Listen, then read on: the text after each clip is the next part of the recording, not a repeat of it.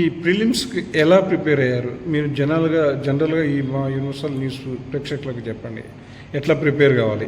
యాక్చువల్గా ప్రిలిమ్స్ అంటే అండి స్ట్రాటజీ నాకు తీసుకున్నట్లయితే ఈ సంవత్సరం నాకు 106 మార్క్స్ రావడం జరిగింది. Cut off was around 75 marks ఉంది. దీనికి నేను చేసింది ఏంటంటే ఫస్ట్ ఎవరైనా బేసిక్ ఎన్సీఆర్టీ బుక్స్ని కంప్లీట్ చేయాల్సి ఉంటుంది.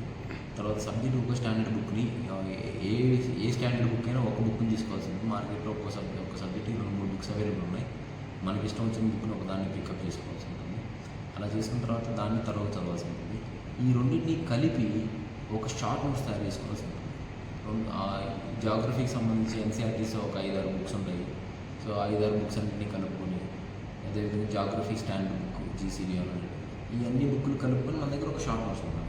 అట్లా geography, history, polity, economy, science and technology, current affairs, తర్వాత ఎన్విరాన్మెంట్, తర్వాత ఇంటర్నల్ సెక్యూరిటీ, తర్వాత సోషల్ ఇష్యూస్, ఓల్డ్ హిస్టరీ, ఇటువంటి అన్ని టాపిక్స్ మనం సపరేట్ నోట్స్ తయారు చేసుకోవాల్సి ఉంటుంది.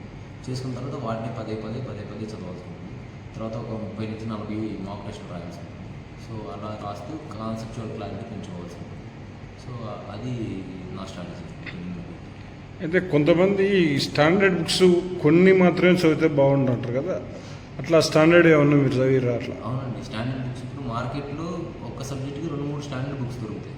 మనం ఏదైనా ఒకటి పిక్ చేసుకోవాలి. నేను పిక్ చేసుకున్నదైతే జాగ్రఫీకి వచ్చినట్లయితే ఎన్సీఆర్టీస్ ప్లస్ జీసీడీ అని ఇంకొకటి. సో హిస్టరీకి వచ్చినట్లయితే ఆర్ఎస్ శర్మ, బిపిన్ చంద్ర, సతీష్ చంద్ర, స్పెక్ట్రమ్. తర్వాత పాలిటీకి వస్తే లక్ష్మీకాంత్, బెయిర్ యాక్ట్ అని ఒకటి ఉంటుంది, ఆ బెయిర్ యాక్ట్. ఎన్విరాన్మెంట్కి వస్తే Shankar IS committee, Shankar environment. So అదేవిధంగా కరెంట్ అఫైర్స్కి వచ్చినట్లయితే విజన్ ఐఎస్ వారి మ్యాగజైన్. తర్వాత వచ్చినట్లయితే ఇంకా జాగ్రఫీ, హిస్టరీ, పాలిటీ, ఎకానమీకి వస్తే మృణాల్ గారు బుక్ని తీసుకోవడం జరిగిందండి. మృణాల్ అని చిరంజీవి సార్ ఎకానమీ. సో ఈ విధంగా నా బుక్ లిస్ట్ అనేటువంటిది నేను చూజ్ చేసుకోవడం జరిగింది. హిస్టరీకి సంబంధించి చెప్పడం జరిగింది. ఆర్ఎస్ శర్మ, సతీష్ చంద్ర, బిపిన్ చంద్ర, స్పెక్ట్రమ్.